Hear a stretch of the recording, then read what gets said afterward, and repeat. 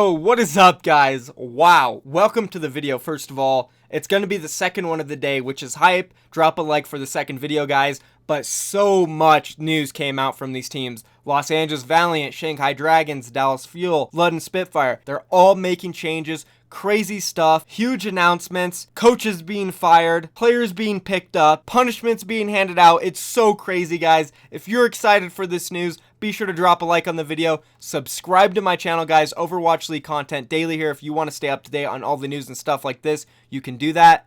And there's a massive giveaway coming, guys. I'm going to be giving away a ton of Overwatch League gear, so you want to subscribe and stay tuned for that. We're also doing viewing parties all over on the Discord. I'm also picking random people on Discord to give stuff away to, so be sure to join the Discord ASAP. And let's just go ahead and get right into this news, guys. So starting off with the first piece of news, it's coming out from the Shanghai Dragons, and it was tweeted last night. Temporary roster change. Daya has left for China yesterday due to family emergency. He is expected to miss the next 2 weeks of matches. Coaching team will decide a role change according to recent scrim performances. We will spare no effort in the preparation of upcoming matches. So unfortunately, Daya does have to go back to China. Hopefully everything is good with his family, nothing too bad, but we don't exactly know what happened. So best of luck to him, and hopefully the Shanghai Dragons can get through this. Unfortunately, he is one of their star players, and they don't have any backup DPS players, so this could be a struggle for them. It's not all bad for the Shanghai Dragons, though. There is some hope. The new players that they signed, Jaguri,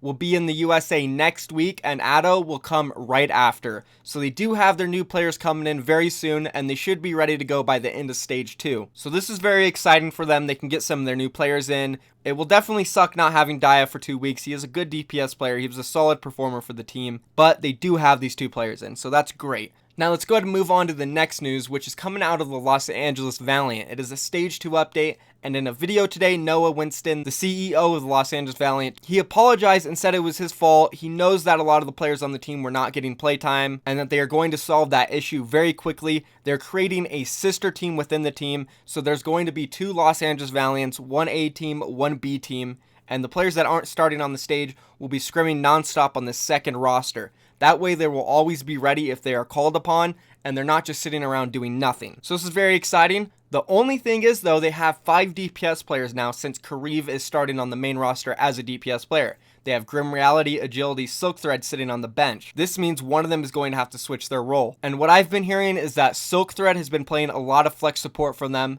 and he could be swapping to that role. As well as Los Angeles Valiant only have a total of 11 players on their roster, so they are going to be picking up another player. My team did play them in scrims the other day. I do not want to be the person who leaks that type of information on who they're trialing, who they're looking at, or who they are signing. So I'm going to keep that to myself, but they are trialing players, and they're going to sign one very soon. So that's the news for the Los Angeles Valiant. Now we move on to the next news that came out right after that, which was from the London Spitfire. So the London Spitfire tweeted this out, which came out of left field, kind of out of nowhere. Nobody's seen this coming. It says, "We have parted ways with Coach Bishop and wish him the best with his future endeavors." And if you go ahead and click the article that they posted, it doesn't say much more. It just says this: London Spitfire has parted ways with Coach Bishop. Bishop was instrumental in the formation of the Spitfire lineup, finding 2 of the world's best Overwatch rosters, GC Busan and Kong du Panthera, and fusing them together into a single unit, which was crowned Overwatch League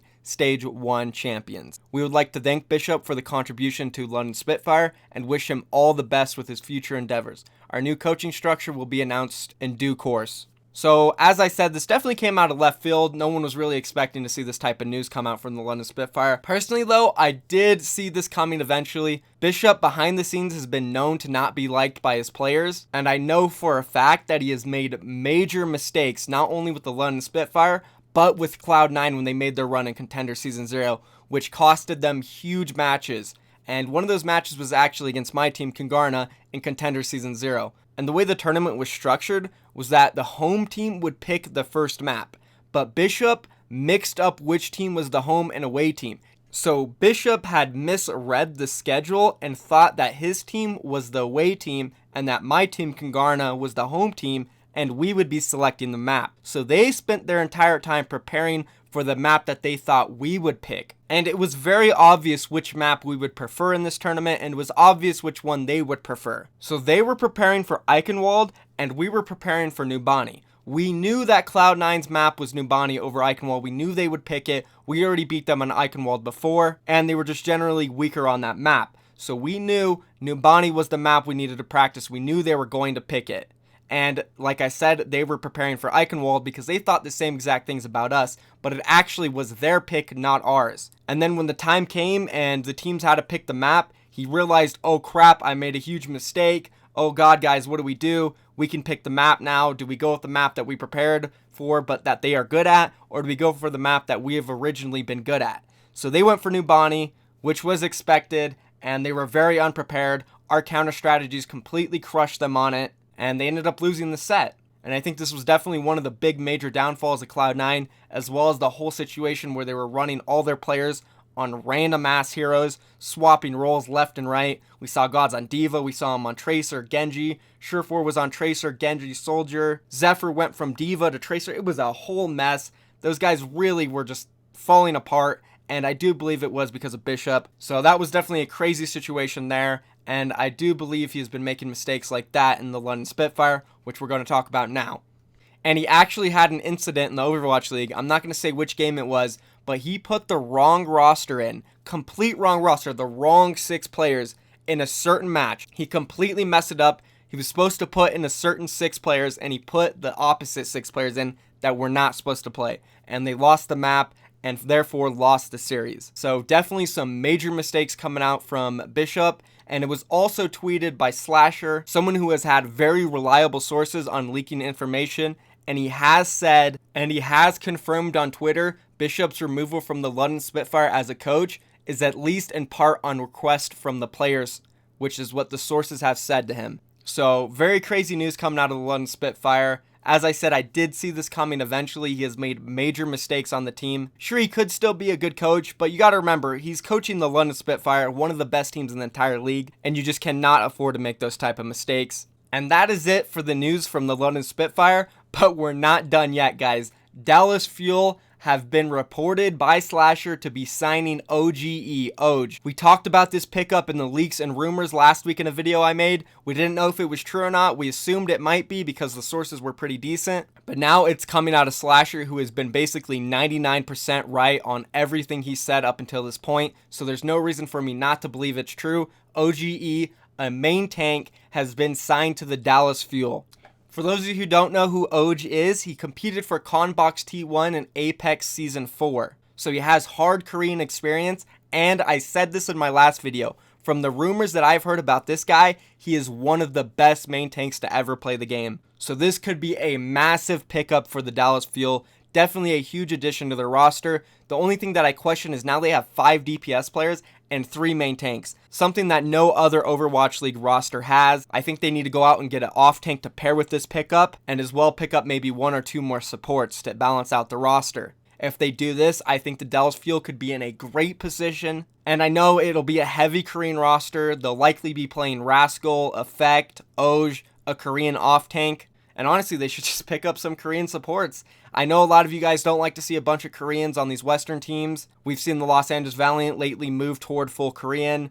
And I'm sure if the Dallas Fuel did it, some of us would be upset. Which, I get it, it's sad. But at the end of the day, guys, it's all about performing. To these Overwatch League teams, they want to win. I'll tell you this, if I was an Overwatch League owner, my #1 priority would be winning. Whether that's getting 6 players from the Middle East, 6 players from Western Europe, Eastern Europe, South America, Australia, Korea, wherever they come from, I'm getting the best players. It doesn't matter to me because I just want to win. And that's exactly what these Overwatch League teams want to do. And also, this isn't it for the Dallas Fuel. In the same tweet where Slasher leaked this, he also said the team is experiencing internal problems stemming from issues both in and out of the game. Then in a follow-up tweet, he says, issues range from potential additional punishments for Taimu and XQC, and lack of playing time for certain players such as Chips Hyen. Seems like Dallas Fuel, they're going through a lot right now. So this basically confirms it. We talked about it in my video earlier today about the Dallas Fuel. They might be having some internal issues, which could stem from a lot of reasons. I mean, there's been so much speculation and rumors going out. The players, they don't mesh well together. Effect seems unhappy.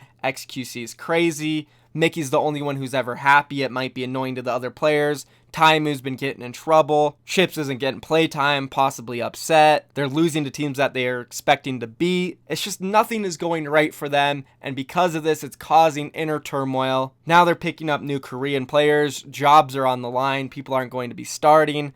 It's a mess for the Dallas Fuel. It really is, and I do feel for them. But they just got to get it together, man. They got to get it together. The coaching staff needs to get a hold of this roster, take control of it, and turn this team into a team so they can start winning. Come on, Dallas Fuel. Let's go. Yeah, I mean, honestly, though, this pickup, Oj, I think it is a great one for the Dallas Fuel. It's a good direction to move to. In my opinion, guys, I honestly think they're going to revamp this entire roster. I see much more Koreans coming in. I think the Dallas Fuel as an organization, the owners, the people investing in the company, they want to win. And at first, it seemed like they were going to do good, and they picked up a bunch of personalities, a bunch of famous players, ones that would be good PR for them, you know, bring in the numbers, but it seems it might have backfired a little bit, and now they might be leaning towards a full Korean roster or just a team in general where they don't have players who are like XQC, Siegel, Taimu, a bunch of big names, popular players. They might just go the route where they want to have a good team and win. So I don't know, it's a mess. It really is. I said this already. And that's basically it for all the news today, guys. Holy crap. It just came out of nowhere, all of it at the same time. It's just insane. Thank you for watching the video, guys. Remember, I am going to be doing a massive giveaway. More info is coming out on that soon. Join the Discord for a viewing party. Subscribe to the channel. Drop a like. Insane stuff, guys. Thank you for watching. I'm out of here. Peace.